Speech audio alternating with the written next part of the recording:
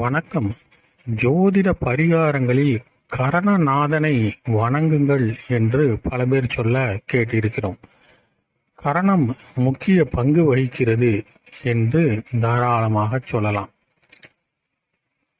கரணங்கள் பவம், பாலவம், கௌளவம், தைதூலம், கரஜை, வணிஜை, பத்ரை ஆகிய 7 கரணங்கள் சுழற்சி முறையில் ஒவ்வொரு திதிகளில் இயங்கக்கூடியவைகள். இதில் பவம், பாலவம், கௌளவம், தைதூலம், கரஜை ஆகிய 5 கரணங்கள் முழுக்க சுபத்தன்மை கொண்டவைகளாகும். வணிஜை, சதுஷ்பாதம் ஆகிய 2 கரணங்கள் மத்தியமமான சுபத்தன்மை கொண்டவை. பத்திரை, சகுனி, நாகவம், கிம்ஸ்துக்னம் ஆகிய 4 கரணங்கள் அசுபத்தன்மை கொண்டவைகள். ஒவ்வொரு வருடமும் தை மாத பிறப்பன்று மகர சங்கராந்தி தேவதை இந்த கரணங்களின் அடிப்படையில்தான் உருவம் கொண்டு பலன் உரைக்கிறாள் என்று சொல்லப்படுகிறது. நாம் செய்யக்கூடிய ஒவ்வொரு செயல்களுக்கும் அதில் நாம் நன்மைகளை அனுபவிக்க வேண்டுமென்றால், செய்கின்ற காரியங்கள் வெற்றி பெற வேண்டுமென்றால் இந்த கரணங்களின் அடிப்படையில் அவைகளின் கரணநாதன்களை நாம் வழிபாடு செய்து காரியம் செய்தால் நமக்கு வெற்றி கிட்டும் என்பது சாஸ்திர நம்பிக்கை. இப்பொழுது ஒவ்வொரு கரணமும் அதற்கான மிருகம் மற்றும் தேவதை என்ன என்று பார்ப்போம். உதாரணமாக, உங்கள் ஜாதகத்திலே நீங்கள் பிறந்த நட்சத்திரத்திற்கும் மற்றும் திதிக்கும் கீழே என்ன கரணம் என்று போட்டிருப்பார்கள். உங்களுக்கு பவம் கரணம் என்றால் அதற்கான மிருகம் சிங்கம். நீங்கள் சிங்கத்தை வாகனமாக கொண்ட கடவுள், உதாரணமாக காமாட்சி அம்மனை வழிபட்டு வந்தால் உங்களுக்கு நன்மை நடக்கும். அடுத்தது பாலவ கரணம். இதற்கு புலி.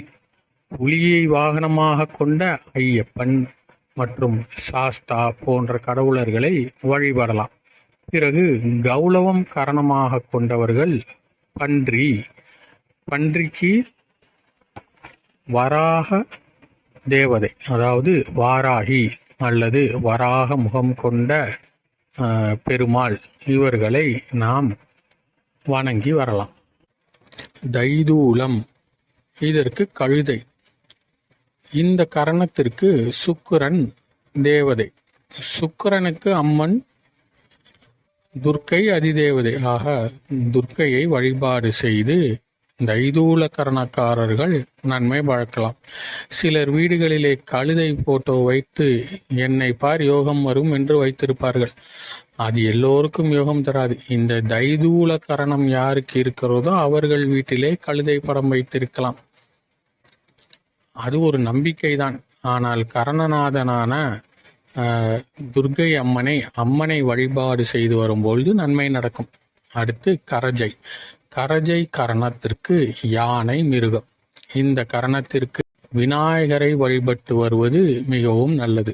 வணிஜை கரணத்திற்கு காளை. இந்த கரணத்திற்கு காளை எருதின் மேல் வாகனமாக கொண்டு வரும் சிவபெருமானை வழிபட்டு வருவது நல்லது. பிரதோஷ வழிபாடு செய்வது மிகவும் நல்லது. பத்திரை. பத்திரை கரணத்திற்கு கோழி. கோழியை கொடியில் கொண்டிருப்பவர் யார்? முருகப்பெருமான். முருகப்பெருமானை வழிபட்டு வந்தால் பத்திரை கரணக்காரர்களுக்கு நினைத்தது நடக்கும். சகுனி கரணம். இதற்கு காக்கை. காக்கையை வாகனமாக கொண்ட சனீஸ்வர பகவானை வழிபட்டு வரலாம். சதுஷ்பாத கரணம். இதற்கு நாய். பைரவரை வழிபட்டு வருவது மிக்க நல்லது. நாகவ கரணம்.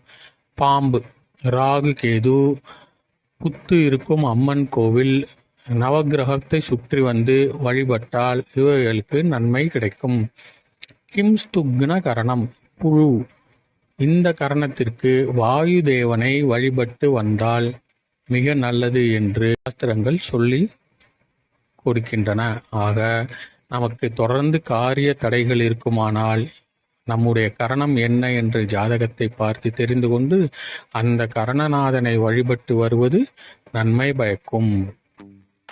வேறு ஒரு சந்தர்ப்பத்தில் மீண்டும் சந்திப்போம்.